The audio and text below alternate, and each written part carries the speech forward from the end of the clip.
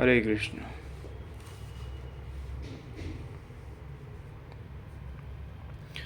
आज हम लोग अध्ययन करेंगे तृतीय अध्याय श्लोक संख्या 25। सत्ता कर्मण्य विद्यांसो यथा कुर्वन्ति भारत कुर्यान्द्विन्दांसस्तातचक्त लोक संग्रहम। हे भारत, कर्म में आसक्त हुए आज अज्ञानी जन जैसे कर्म करते हैं, वैसे ही अनासक्त हुआ विद्वान पूर्ण ज्ञाता भी लोक हृदय में प्रेरणा और कल्याण संग्रह चाहता हुआ कर्म करे।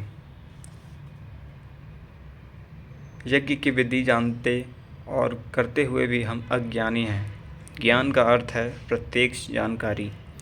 जब तक लेश मात्र भी हम अलग हैं, आराध्य अलग हैं, तब तक अज्ञान विद्यमान है। जब तक अज्ञान है तब तक कर्म में आसक्ति रहती है। अज्ञानी जितनी आसक्ति से आराधना करता है, उसी प्रकार अनासक्त, जिसे कर्मों से प्रयोजन नहीं है तो आसक्ति क्यों होगी।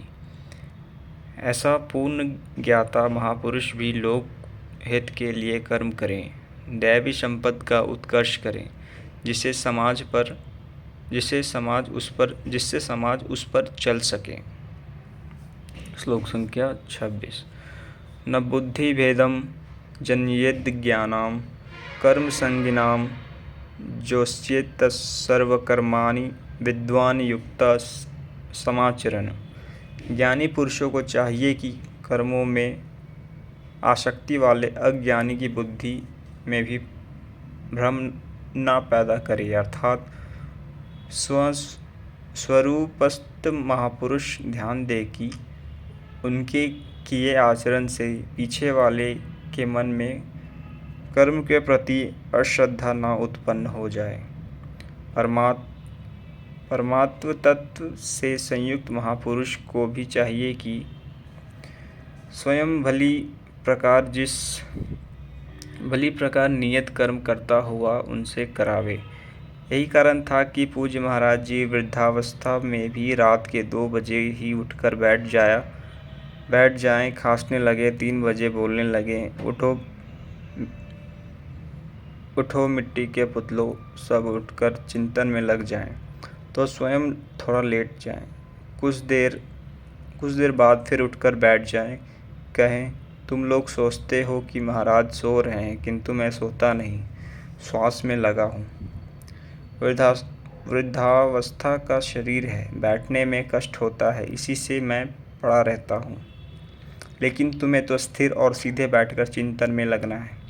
जब तक तैल धारा से सदृश श्वास की डोरी न लग जाए, कर्म न टूटे, अन्य संकल्प बीच में व्यवधान उत्पन्न न कर सके, तब तक सतत लगे रहना साधक का धर्म है। मेरी श्वास तो बांस की तरह स्थिर खड़ी है। यही कारण है कि अनुयायियों से कराने के लिए वह महापुरुष भली प्रकार कर्म से बरतता है।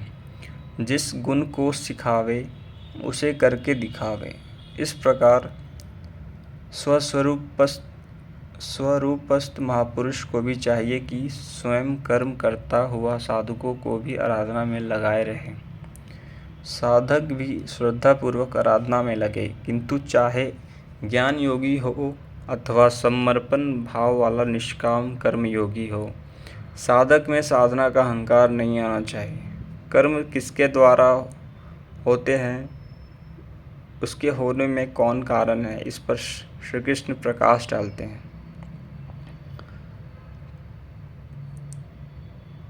प्रकृते क्रियमाणानि गुणे कर्माणि सर्वशः अहंकारी विमूढ़ात्मा कर्ताहमिति मन्यते। आरंभ से पूर्ति पर्यंत कर्म प्रकृति के गुणों द्वारा किए जाते हैं, फिर भी अहंकार से विशेष मूढ़ पुरुष मैं करता हूँ ऐसा मान लेता है। यह कैसे माना जाए कि आराधना प्रकृति के गुणों द्वारा होती है। ऐसा किसने देखा, इस पर कहते हैं आगे के श्लोक अगली वीडियो में। जय श्री कृष्ण।